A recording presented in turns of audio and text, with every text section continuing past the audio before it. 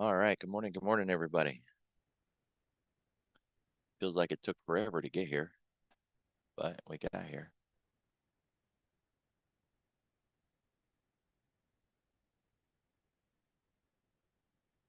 Japan up 3%. The only thing I heard all morning today was that the carry trade is back. It's all back. It's back. It's back. It just blew up. So, it's kind of like how those um, predatory lending companies wait for people to file bankruptcy and then they send them offers for credit cards knowing that they just filed and they can't file again for 7 years. It just blew up, right? So everybody's piling into it thinking, oh, yeah, the average blow up is between X amount of years. It just blew up. We're good to go for an X amount of years. Maybe, right? Maybe. We'll see. But that's been the word. Also, I did mention yesterday we were going to get data out of Japan, could get a little bit of a lift. Well, we certainly got the lift, or they did. Small caps flat. The rest of the market's flat. After the run we've had, you would think that that's it, but it's continued to expand farther than we thought it could. One of the comments yesterday as we got near the open was, do you think it's going to gap close? And the only answer I had was, with the way it's been going, I wouldn't try to short it back into that gap close until it actually shows us it wants it. And it never did, right? It never showed it wanted it. So we got now what were they saying today on the radio? It was Goldilocks. Maybe if you stick your head underwater and you just completely ignore everything, then it's Goldilocks. Because, last Friday they were screaming from the rafters that it's all burning down and they need to do 3 rate cuts on September and maybe an emergency one before September. And my, how everything changed. We do have a Fed speaker later in the day. So that kind of messes with our 0-day plays if we're looking for the morning one and then the afternoon one. Normally, we get all the stuff done in the morning and it gives us an afternoon free. But if we're getting data even through the afternoon, then it kind of messes with that.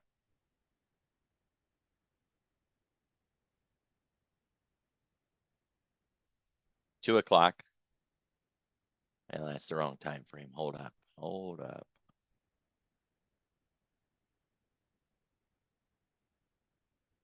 There we go. At 10 o'clock, we're going to get this Michigan's consumer sentiment. That's kind of a big deal too. It's just going to keep coming at us all day today. Economic events throughout the day. And if everybody continues to like what they hear, I think another day of this continued rally is in store. If you do a lot of research on trend days, the intraday trend days, and how those come about, one of the things that stands high on the list as to what causes a gapped up trend day to continue to go is shorts.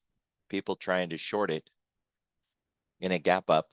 And of course, those shorts don't work and they have to cover. And how do you cover a short? You buy, adds to the buying, adds to the buying. And it's just a lot of shorts that are getting their face ripped off and it continues to go. Now, they're not the only piece of that puzzle, right? But they are a large part of it. And we have moved, man. We have moved. So a lot of people are thinking, yeah, it's far enough. We should short it here. And they're the ones getting their face ripped off. So could we do another day? Absolutely. Especially if they think that that they're owed a reversal at this point. Have we moved far enough? Now, yesterday, when we were talking about this distance from the weekly pivot, about 3% is the norm, 3.5%. That I went back and did some more work yesterday. We were right where we would want to be if it was a normal market environment and we were expecting it to just kind of stall out there. maybe get a little more of a pop on econ and then just roll over and bring it back. But it's not a normal week. Last week, we got 6% away from that VWAP. This week, so far, 5.56% away, not VWAP, weekly pivot point. So in a normal environment, when volatility is lower, 3.5%, 3%, that's where the distance gets to, and we say, yeah, it's probably about as far as we can get. Be very unlikely to go any farther. But in this environment, where our average daily range is 1% and the one standard deviation is 0.5%, we can double the distance. And that's what we're seeing. Instead of a 3 to a 3.5, we're making 5.5 to 6% moves away from that weekly pivot point. So are we there yet? I'd like to think, just like with yesterday, we're about as far as we could get from this thing, and that it would need to be some major econ to push us even farther from here. Except that we have econ today, so we could go even farther from here. Now, I'm not proposing or suggesting that we're going to go up. I'm only arguing that you shouldn't think we can't go up. Right? So today's floor pivot, higher than yesterday. The channel is completely outside of yesterday's channel. That's bullish. We're opening above it. That's bullish. We had an MDP again yesterday. It got close, but it didn't hit it. So that's another missed daily pivot from yesterday, which counts for today. We haven't hit today's yet. And if we don't hit it, then it will count for tomorrow, Monday. If you don't know much about that MDP, it's a trade strategy. I don't trade it, but I certainly use it in analysis. You can just hit YouTube, type in missed daily pivots. You'll see it. And then you'll kind of understand why they are worth at least understanding, even if you don't necessarily want to trade the strategy.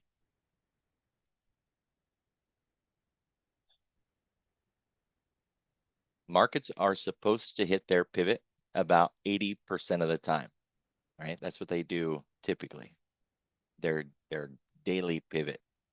So it's what we expect markets to do. When they're not doing that, they're doing the unusual. And this isn't no surprise. It's been an unusual week where we've just run and run and run.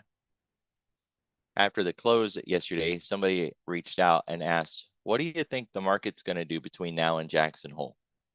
It's a fair question. But my answer was the same yesterday afternoon as it was yesterday morning. We've got to get through this pivot point and get above it. Until we do that, or if we don't do that, we're going to end up with a lower high. If we end up with a lower high, we have to fall down and set a higher low, meaning we don't break that low, or if we want to be really picky about it, don't break that low. But it has to fall down, and then it has to rally again, and then we have to see, are we going to break that high or set a lower high? We're developing a complex topping pattern, and that's what it's called if you want to go Google it.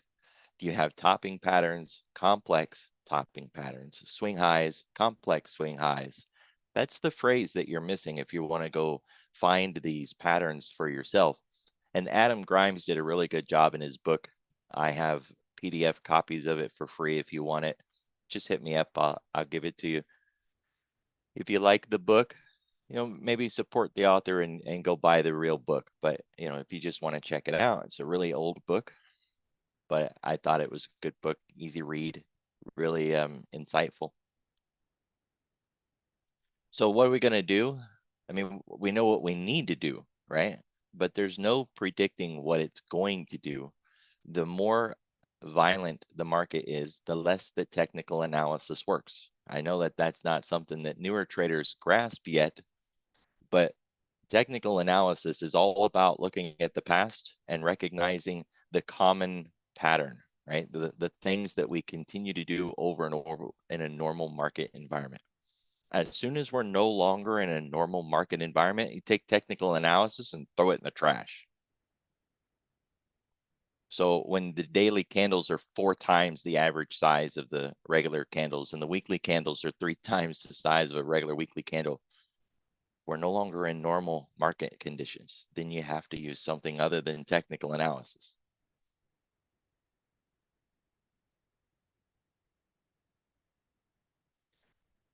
The worst part about all of this is when you put it on the weekly. We're back above the 10. Yay. We're back above the half back. But we don't have a pivot here on the weekly. That red zone that I marked out at 5,600 on a weekly chart, that isn't a high that we need to get through. The high that we need to get through is all the way out here at 57.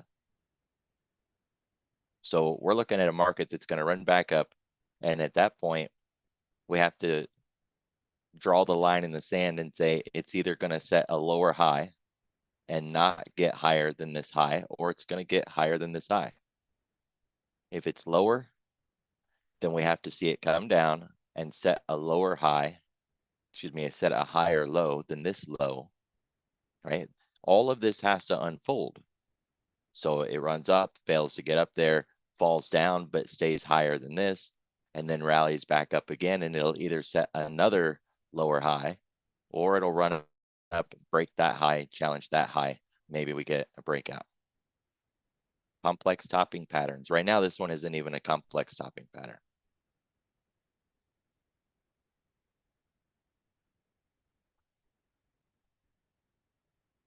The trouble spot was the halfback. We're through the trouble spot. When we trade this same setup on intraday charts, the buy is you're trying to catch the wick from the new candle that opens, or after we run back up through our own open, we buy there, or we buy on the breakout of the pin bar. That's the intraday trade setup. This isn't any different. It's the same candle pattern, just on a weekly. So for swings, if this was Apple, you would trade it the same way, right? Swing basis.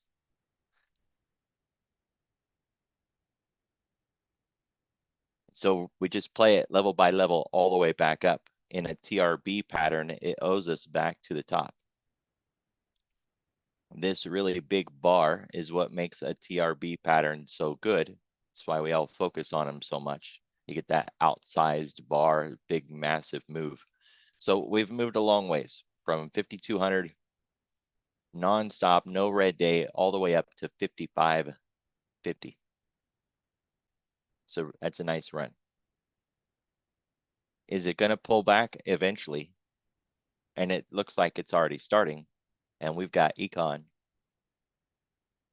So we could pause and digest. We've also got OpEx, and we're going to lose a lot of options structure at the end of the day. Still waiting on the founder's note for the AM edition. It might give us a little clarity or insight on where we're headed next with the options structure. But for the moment, that expiration is the biggest thing on the table. It's very likely bigger than the economic data we're going to get. Sometimes that option structure is the biggest thing on the table.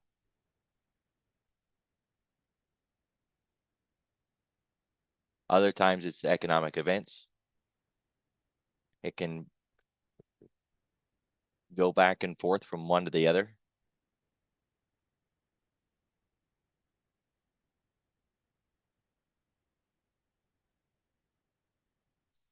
So it's not always one or always another. And today, it wouldn't surprise me if the options expiration is the biggest thing on the table. Looking at the lower ADR, it's just underneath the volatility trigger. And the zero gamma is at 54.92. It's basically the cog line.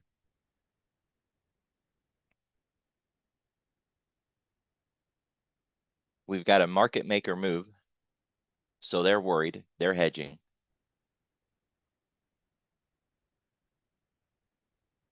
And we've still got a 21-day average range that's more than twice the distance of a 1 standard deviation move. We're moving twice as far as we should on a day-to-day basis.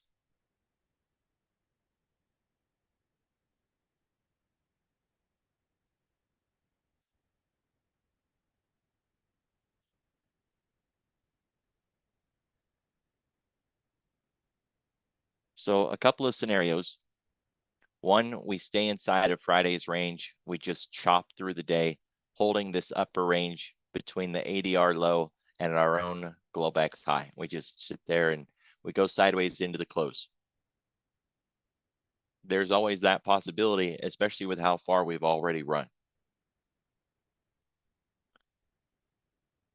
Two, we could get some econ that pops us through our own Globex high, sends us up to the ADR half, and we get above the new call wall, because we were above the call wall yesterday, right?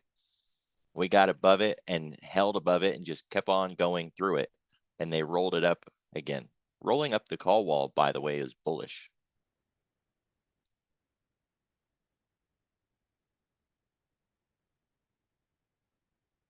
So that's another theory of what we could do today. And the third one would be that we really start an unwind, because there's still analysts who are saying that this is just a dead cat bounce, an overly violent dead cat bounce, but still a dead cat bounce nonetheless. If you're unfamiliar with the phrase, it's when a market is moving to the downside, as markets do, and we get these pullbacks. To bounce into resistance before rolling over and continuing the move in the other direction. It's called a dead cat bounce. I don't know why they call it that. Morbid people.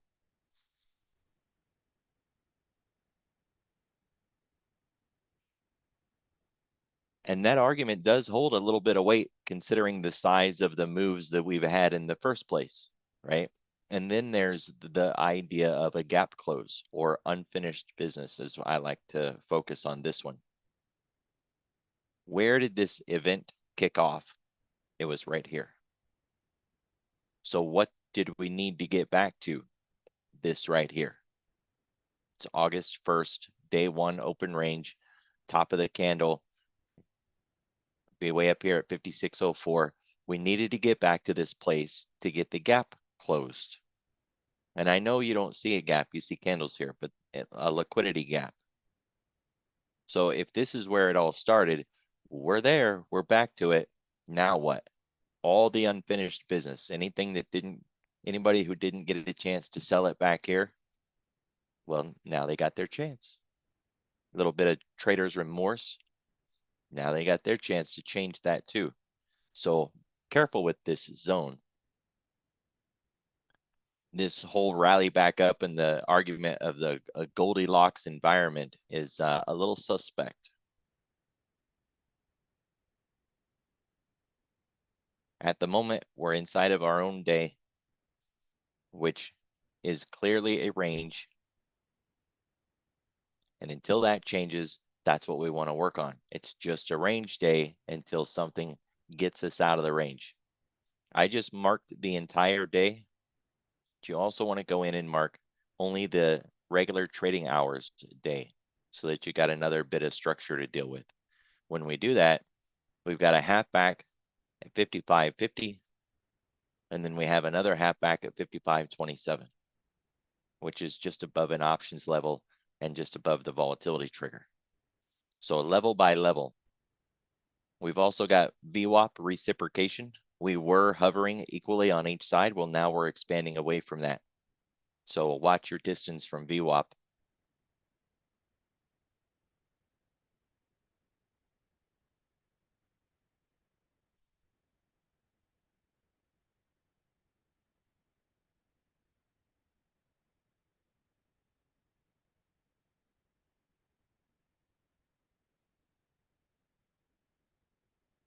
This is the profile for the week. You can see we've built up a lot of volume here at the highs, like a ceiling. We ran into that liquidity and it's there now. Now we spent a lot of time down here, so this is where our point of control is. We didn't spend very much time here, and we've got almost equally amount of the same volume there. That's a lot. It is interesting too, by the way, that where this previous point of control was and where we would have expected price to pause and chop around and maybe eat up a lot of that, it went right through it like it wasn't even there. Very likely because it wasn't. If that was exits, then there's no unfinished business, right? If all of this volume was new trades, there'd be some trader's remorse. We would see that sort of trading behavior when we come back up into that spot. But if this was just everybody or a particular fund getting out in mass, in size, no trading activity, we went right through it. One way to know that this was exiting positions is because we didn't see anything now when we went back through it. We didn't know until now, but now we do, right? And it makes sense. We got OpEx and a lot of other things on the table, but these are futures and we're not at the futures expiry yet. But these profiles give us a lot of information. We just got to kind of suss it out, right? You got to dig through the noise and look at what the profile is telling you. We expected price to respond at that level because the base case argument was that this was just trades that was happening and that it was as much new as old. But when we go through it without even slowing down, got to kind of make the argument that nope, that was a lot of exit volume.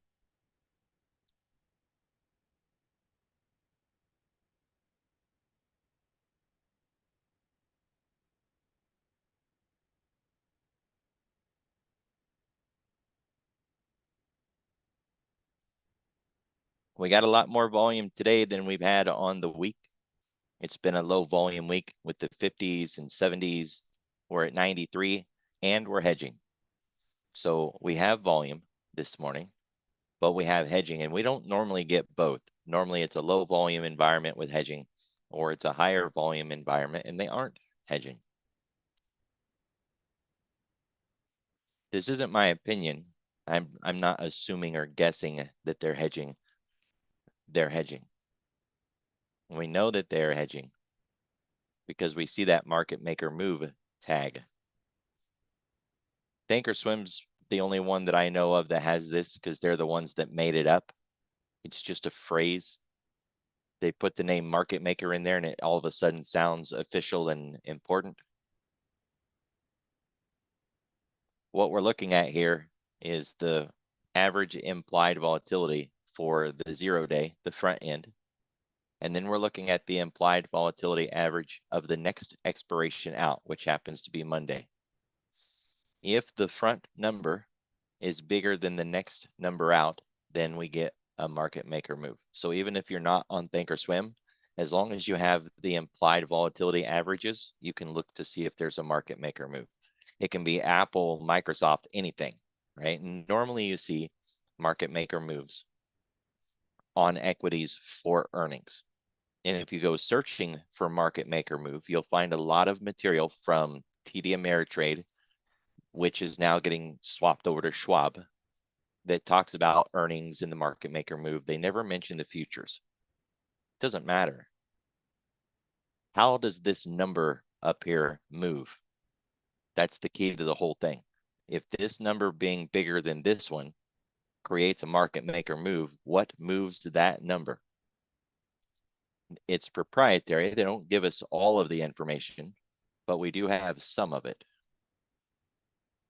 This number moves from trading that happens in the out of the money options because it's calculating all of the implied volatility of the out of the money puts and the out of the money calls. It averages all together, and that's where we get this average. And it uses the square root of time connected with how many days we have left to expiration.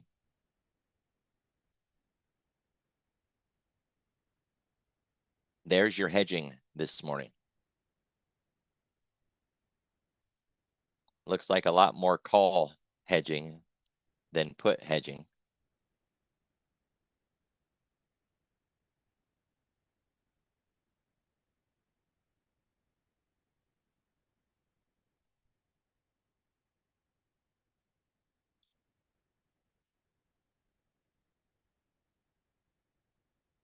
but there it is.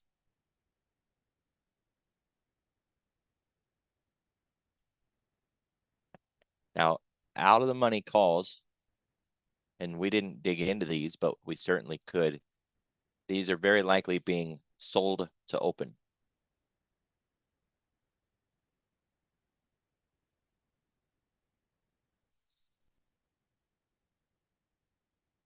And if they're being sold to open, on the call side, when you sell a call, it's bearish. You're selling it above the market. You don't think the market's going to get above that level.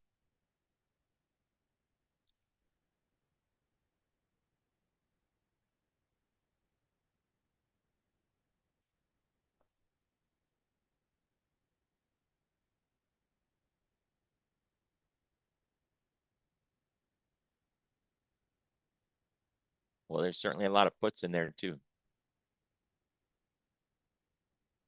So you can use the filter, dial it into the front so you can see where those front options trades are at, see if they're buying or selling. But it's that trading activity in those out of the money options that jacked up the implied volatility average on the side. And that's what triggered the market maker move signal here. So they're worried about the data that we're going to get today. And they're worried about the front data, not later in the day. If it was later today, they would hedge later today. They wouldn't hedge now. Hedging is cost. It's not like a retail trader that goes in and hedges, right? Because we can turn a hedge into a trade and just make money on our tradable idea. If they're hedging, it's cost, it's loss, right? They wouldn't spend the money on a hedge unless they think they absolutely need it. Because you wouldn't just turn on the fireplace and throw money in it just because, right? 10-day, 30-minute volume profile. We can see that we hit a lot of volume up here. So we ran up yesterday and stalled out there. And we built up enough volume in that time frame to match almost as much volume as this day here, where we spent a day, maybe a day and a half, just chopping sideways, building up volume at that level. We did that in an afternoon yesterday. It really feels like we hit a ceiling there. Plus, there's the distance from the VWAP, but I mean, after yesterday's expanded move to almost 6% away from that VWAP, I'd like to think we're as far as we could get, but that's what we were thinking yesterday too.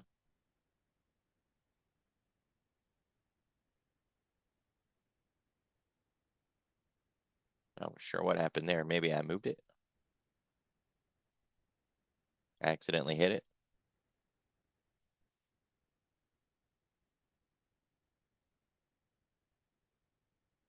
We don't have a VPOC today,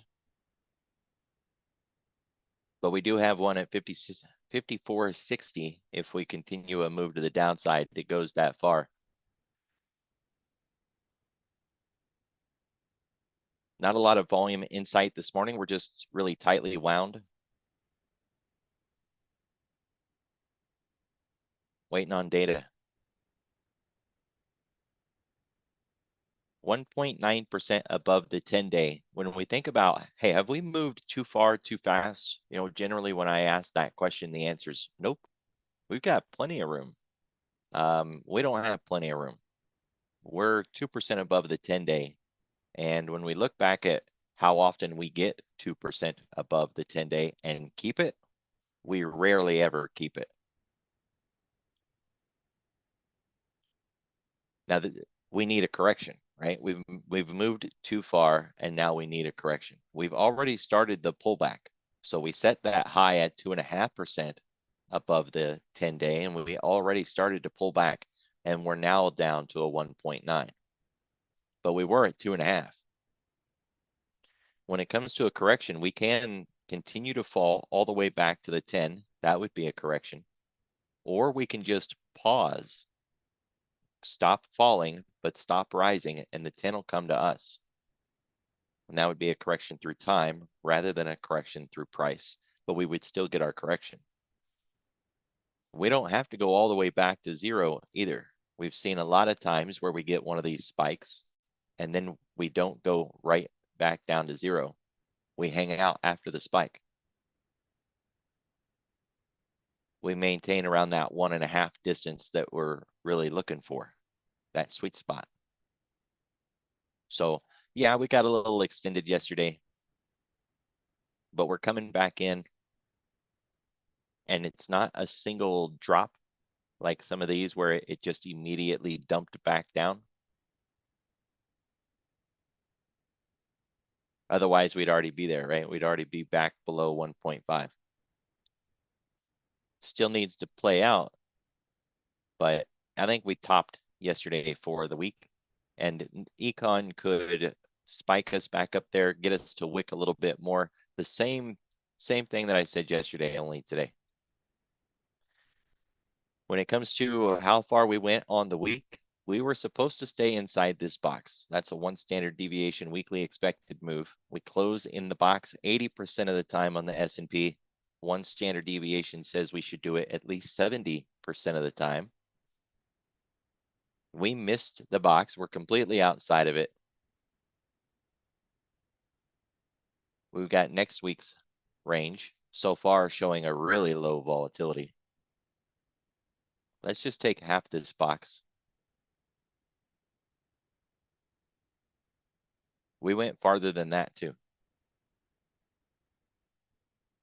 So think about what this box is. When we start the week, that's Friday's close. We get a new week.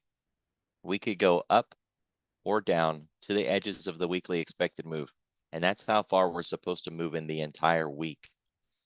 On Tuesday, we made the entire distance in a single day. Then over the next 2 days, we moved that entire distance again. So it's been a big week. Next week, we already have the projections. This next week's range isn't set in stone yet, but it is a preview of what next week looks like. These ranges are based on volatility.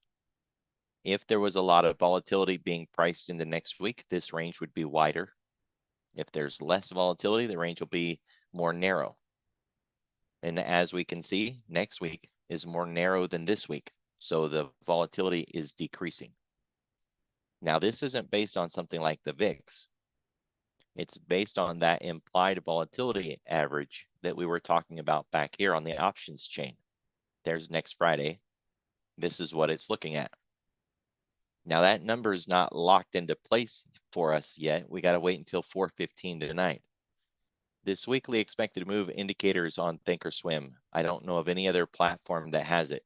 But if you've got that options chain after 4:15 tonight, you can just go in and see what the implied volatility average is for next week. It said $90, right? Well, that's from the close, 90 higher or 90 lower. It's a 180 point range for next week. Just to point out why that's a crazy number right now, our average daily range is $100. And they're saying that the entire week's range from top to bottom is 180. We can make a 180 point move in 2 days.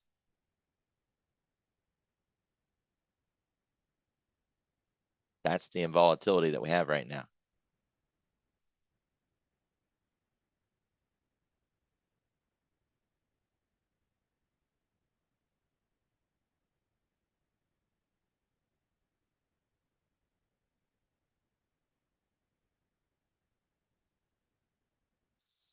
(1.75% above the 10-week.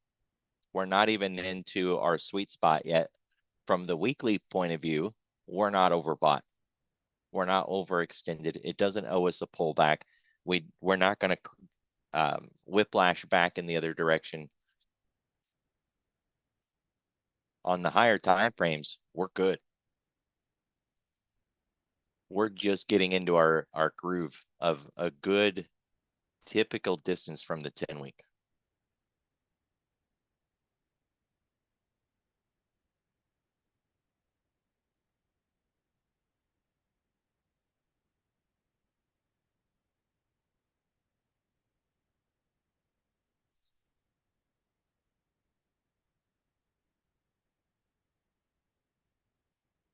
Nat gas is down.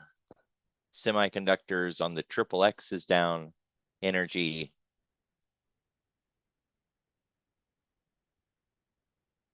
Looking at things that are up. What's that? Bitcoin, China ADRs, bonds. Really, that's it. Not a lot on either side. On those Bitcoin ones, they're still inside of yesterday's range. So, I mean, sure, they're up a little, but they fell a long ways yesterday. So not overly excited that those are up. And it would be on all of them, right? Mara, Hut, Hive, Hood, MSTR, Coin.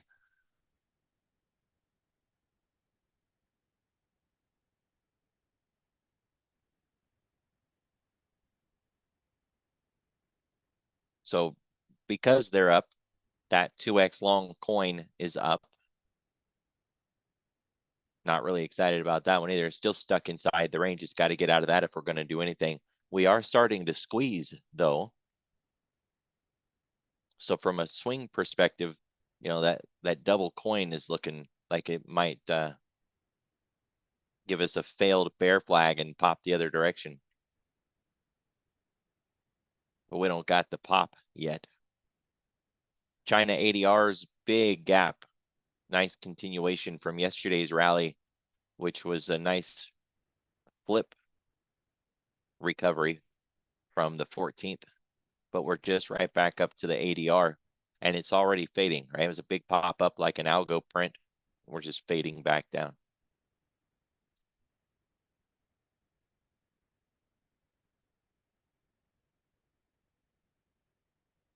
Banks were looking good, you know, with the insurance and those other, mostly insurance, but those plays were looking good this week. Now we're seeing it on the bank ETF. So XLF was doing better this week.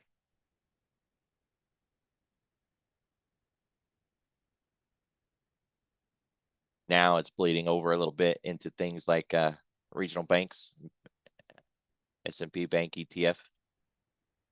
Got a halfback issue with the whole thing though, so likely just a pop into resistance.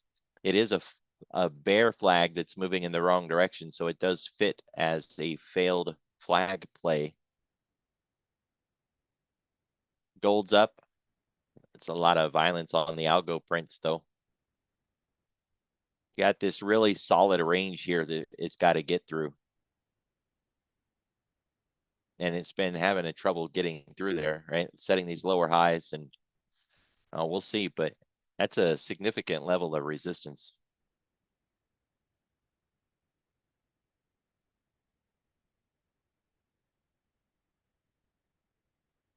It's an algo print. It says we're up, but I mean, all we got is a dash here. We got nothing. It's not enough to lean on. And bonds, I thought bonds looked really good this morning, right up into that resistance. But that's the rub, right? We are right back into a resistance. So it's got to get through there. It tried to come back through the halfback and it failed. So it's, you know, it could try again. But when it got through this half, it was supposed to keep it. And the fact that it didn't is not good, right? Failing to keep that breakout above the half and closing below it really implies that we're going to come back down and get another retest on this low around 95. It doesn't have to. It could play save a hoe and come back up, but really the expectation is it shouldn't have failed here.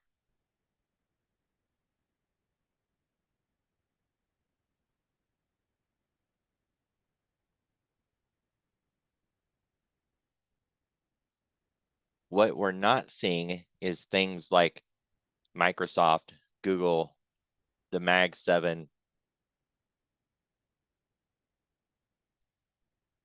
We're not seeing these guys this morning.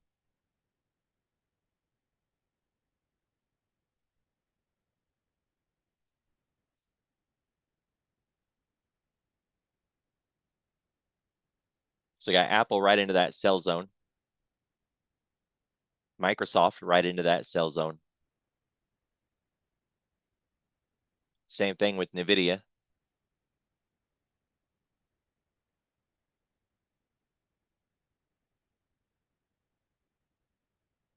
If it can keep it, it's already through it.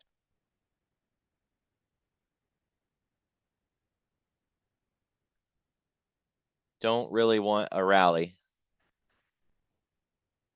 on Bitcoin that's stuck and China ADRs that are just so beat down that they're kind of due a little bit of a jump anyways. We need something better than this. Add that to the moves we've already had this week and the continued fade that we're seeing and the hedging that we see piling in. I think the market's going to either take this as a sideways play for the rest of the day, or the econ is going to jack us in one direction or another.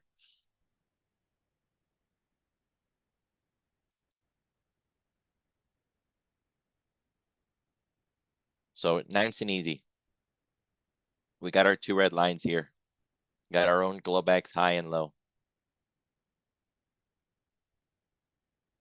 If we break this Globex high, we aim for the ADR half, get through that, and we get to the ADR full. Right now, we're just continuing to bleed. And unless that stops, the target is 55.17. It's the ADR low. To get there, we've got the half back of the regular trading session, and we've got the half back of the entire trading day of yesterday. It really is just that easy. If we're headed down, so we just keep using that as the goal and keep shorting until or unless that changes. But we have econ, so watch the clock. It's worth noting, you know, when we were running Wednesday and we were running Thursday, and the ES was above the ADR, and it was just going and going and going. And the question was, when the heck are we going to stop? When the ADR gets hit on SPY. Notice SPY and the SPX. The SPX overshot it a little bit, but look at SPY. Where did it stop yesterday? It stopped at the ADR. Use one that shows us the past days here. Intraday SPY stopped right at that ADR. That's where the run of the entire day ended. So sure, the ES was way above the ADR half, but SPY wasn't. And then think about Wednesday and that big move that we had, and even Tuesday, big move that we had. SPY was above the ADR, but not by much, and it never made it to the full ADR. Take that back to the ES. We went through the ADR plus some, right? Big move. We didn't get to the yellow, but on a heck of a move. We just kept going and going and going. And Tuesday, same thing. Through the ADR half, it just kept going and going and going. But the SPX and the SPY, we got there, but not much more than that. And then yesterday, I mean, that's all we got out of it. It's perfect. So if we start breaking out again today, or if the ES gets through the ADR half, anytime it gets through the ADR half, up, down, either side, either direction. If it gets through that ADR half, go look at the other two. Doesn't matter if you're trading futures or not. Go look at SPY, go look at the SPX, and see if they've even made it to that ATR yet. Because say we're going down and the ES gets to the ADR half, great, go look at SPY, go look at the SPX. If they're not to the ADR yet, we could just keep falling in the ES until SPY does get to that ADR or the SPX gets to that ADR. Remember, they're using the futures to hedge their options trades, and their options are in the SPX and in the SPY. They have to continue to hedge if those haven't reached a stopping point yet. Now, we're no longer in zero gamma. We're in positive gamma, which implies that when we break out and run to the upside, dealers are selling into that buying. It's what's supposed to slow it down. Supposed to. We didn't see them selling Tuesday. We surely didn't see them selling into that run yesterday. It just kept going and going and going, and market makers weren't selling into it, which didn't hold it back, which gave it room to run, and it just kept running and running and running.